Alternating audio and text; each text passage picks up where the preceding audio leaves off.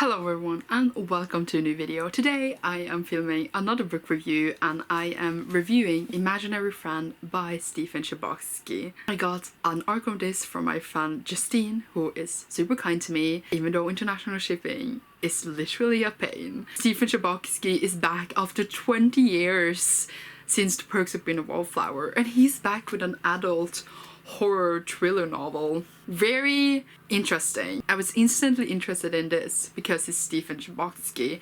Perks of Being a Wallflower is one of my favorite books.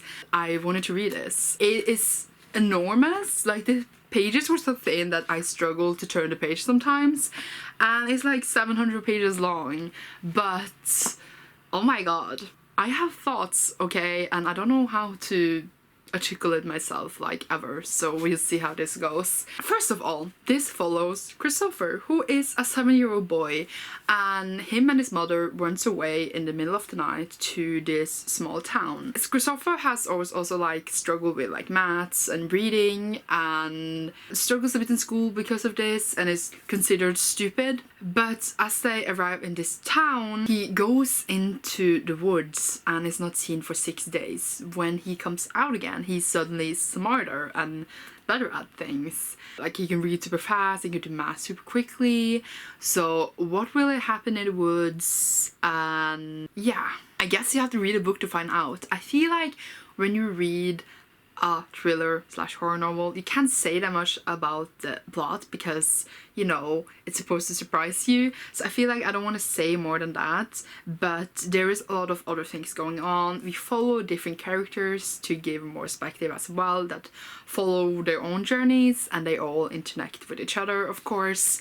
But point is, you do really start caring for the characters, especially Christopher and his mother were just so great characters. I was cheering for them the whole way around.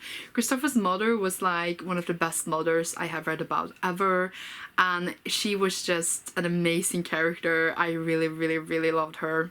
As for the thickness of the book, I didn't really notice it. Like, I thought I was gonna read this like super slowly, like I read adult fantasy, because that goes slow, and I assumed that this was going to be the same, but this flew past when I was reading, and it really read easily. Like, don't be intimidated that it's like, since it's an adult book, it would be hard to read, but for me it was not all. I thought it was going to be like a slow read, but it wasn't. There is, like, as I said, this mystery aspect going on, of course, with Christopher disappearing into the woods, and there's like horror scenes and horror things going on. It is creepy, but I was never really like scared.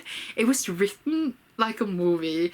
I feel like it was very cinematic. I imagine every scene as a movie scene, and I feel like this could be adapted into a movie or a mini TV series or something really easily, because every scene is like described as you would see it on TV. That was how I felt it, at least. So it was very easy to imagine the scenes in my head, and how like a spooky scene would be like seen in an actually like TV series or something. And it was very easy to see how they would do that. So like, Chbosky has made the job very easy for some filmmakers to pick this up and make it into a creepy show. But there's not only like creepy scenes and like the thing happening with the woods, because there's a lot of other themes going into this, like for example religion and family and love and bullying and abuse. So there's like a lot of undergoing themes in here, and of course you question what the heck is going on. There are supernatural aspects to it as well. It just, in the end, it turned so crazy, because in the beginning there is this build up. Well, the beginning is like the thing I just told you, like that happens, and then there is this middle part where like things start to kind of happen. It's like creepy and you questioning what is really going on. Small things starts happening. I don't want to spoil it obviously, and you're like, what is going on? Really, why are they building a tree house? That is a little spot I'm gonna give you there that you can think about. And then when you get the answers, when you get to like 500 pages part, things just go crazy. I mean, it was going crazy before then, but then it got crazy in another way. It feels like a completely different book in the end, and I don't really know how I feel about it, because the build-up was so nice and you follow the characters, as I said, follow all these small things happening, it's all these steps, and then in the end it just blows apart. Of course, it's the conclusion, it's gonna be like that, but I just feel like the end was first of all very, very long for what had actually happened. It was very back and forth and repetitive in the end, like the last 200 pages, and I feel like the end doesn't give the exact satisfying conclusion that you want from all the build-up in the beginning. It, as I said, feels like two different books, because it just builds up to this in like this slow, really rhythmical way, and then it breaks rhythm. But at the same time, when you think about it, breaking the rhythm is not a bad thing, considering that it is the final part of the book. But I just feel like you don't exactly get that feeling, like you get all the answers, you know what's going on, that's not even a question. The pace sort of went nowhere, and it was very repetitive back and forth in the end, so that really like disappointed me a bit, because I liked the beginning so much and the build up, as I said, and like just how it was written, how the characters and the story was portrayed in the beginning, and then in the end it was just like running around, not in the literal sense, but kinda a bit in the literal sense as well. So that just felt like a bit of a like meh, but at the same time you do at least get the answers, so that is nice. However, the answers, as I'm not gonna spoil, it's very not what I thought the book was gonna be about, but maybe that's a good thing, I guess. But at the same time, I was like, this is what we're getting. It was very surprising that like that was what the story was all about. If you read the book, you know what I mean, like that was actually that we all know about, and it was that was it. But I like the whole idea that an innocent child is the answer to a lot, because a child. I don't know what I just said, but I hope it makes sense for anyone who has read the book.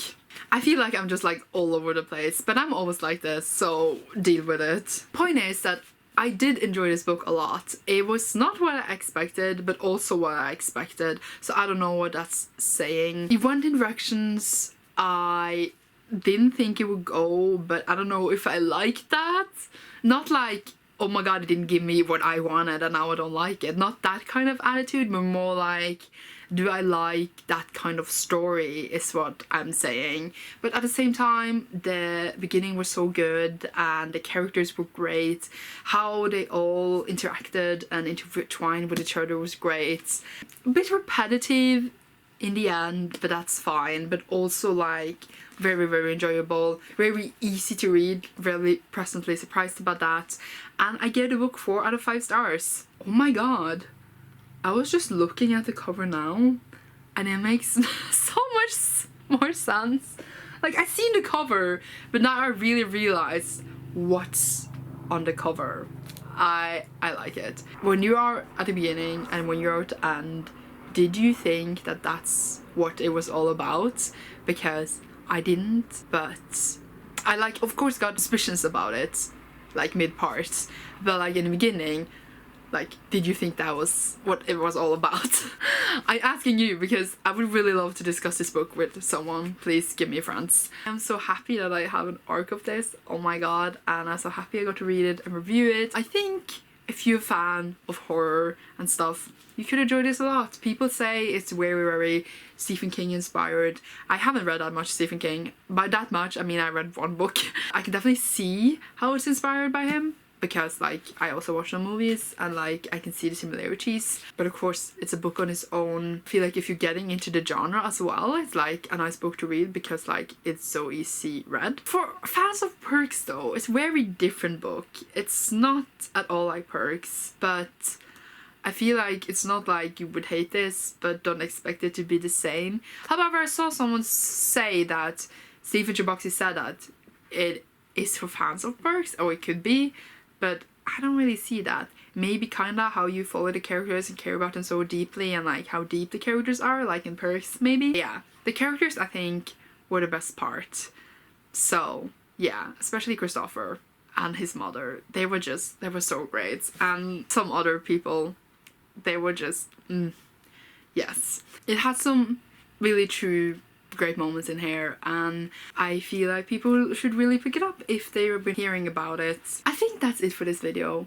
I hope you enjoyed it. I hope I made like 10% sense in this, and thank you so much for watching. Did I say Imaginary Friend is out on the 1st of October, if I forgot to say, and you can pre-order your copy now or pick it up on the day it's out.